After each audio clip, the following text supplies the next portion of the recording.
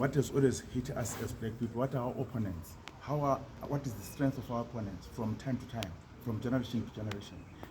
The systems change. Yesterday, they took us with chains to make us slaves in their countries. The British economy, the European economy, the American economy, it was built on the sweat and screams of our people with the chains around their necks. Next, they come with weapons, with guns, against old women like Neanda, hanging her, using guns, killing Lopengula, disappearing, using guns. That was the time. And our people started to stand up to try to fight for our country. They were defeated because we did not have those weapons that could defeat us at that particular time. Then it comes another stage when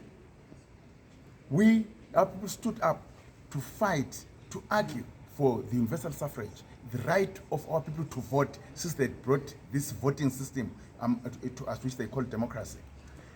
Then they refused our people the right to vote. Then they governed us by laws that we never participated in the making. That parliament, as you see, sits there in that church building. That was a church building. Are we together? Because they used the God weapons at the same time to confuse the minds of our people and get our country and our resources away from us. That's what they used that time. Until then, we had our friends that gave us weapons and trained us and gave us food, and our people sacrificed our blood to fight for our country, and then we got our independence in 1980. When we got our independence in 1980, this time we're governed by laws that we participate in the making. But that is not all. They had already put structures, business structures, that without those structures, or if they don't support those structures, we collapse. And then, for an example, 300,000 whites voted against more than 7 million indigenous people, as they called us, indigenous people. And those indigenous people were staying on areas that were called reserve areas, not about a reserved place for a white man who can claim it, they can have it. That's why they kept us.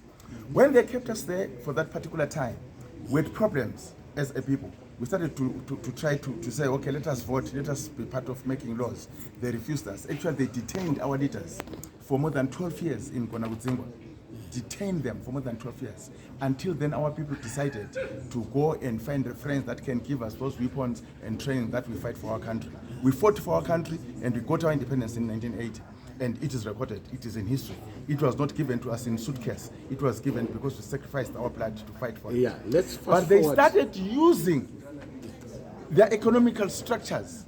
If you built a house here today, a 4-roomed house, for 300,000 people to stay in there, the economy is for those people that stay in there.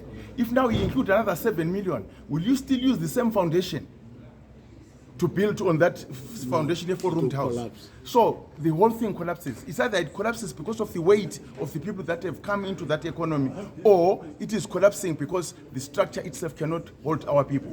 And then on top of that, they added sanctions on us. Then it crippled us back. And then in towns, unlike in rural areas, in rural areas, people are depending on what they have. Their cattle, their everything that they have. But in towns, people depend on employment. Yesterday in Bulawayo, people left Makokoba, left Pumula to go and buy and work in a town. But today, because of their sanctions, people are no longer going there to work, but they are going there to sell whatever they have to the other passerbys. And because of that, it is frustrating us. But lucky enough, the president that we have, he has got a vision. He's bringing water into that area. We've got that steel company that is in Vuma. That steel company is going to resurrect the NRZ that is headquartered in Bulawayo. Remember, NRZ used to have more than 18,000 workers, and the city council used to have between 12 to 15,000 workers. So the payday of NRZ caused the money circulation in our town. But now NRZ collapsed.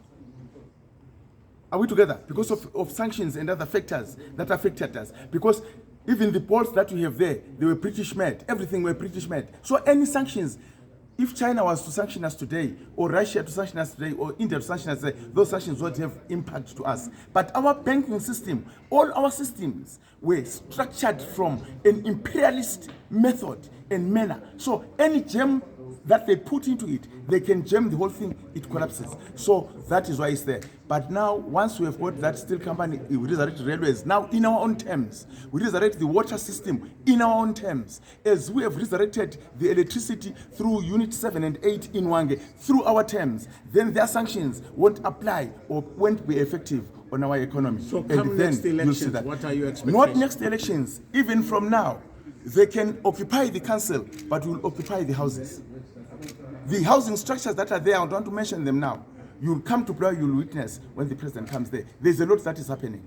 The situation is what it is now. We say, this is what we have. But let me tell you, it is not going to pin us down. We're a people, we've been fighting yesterday, we're fighting today to determine our own destiny, not only as the people of Bulawayo, not only as the people of Zimbabwe, but as the black race of Africa. So finally, Comrade Jabu, yes. People say your generation of fighters failed to educate your children.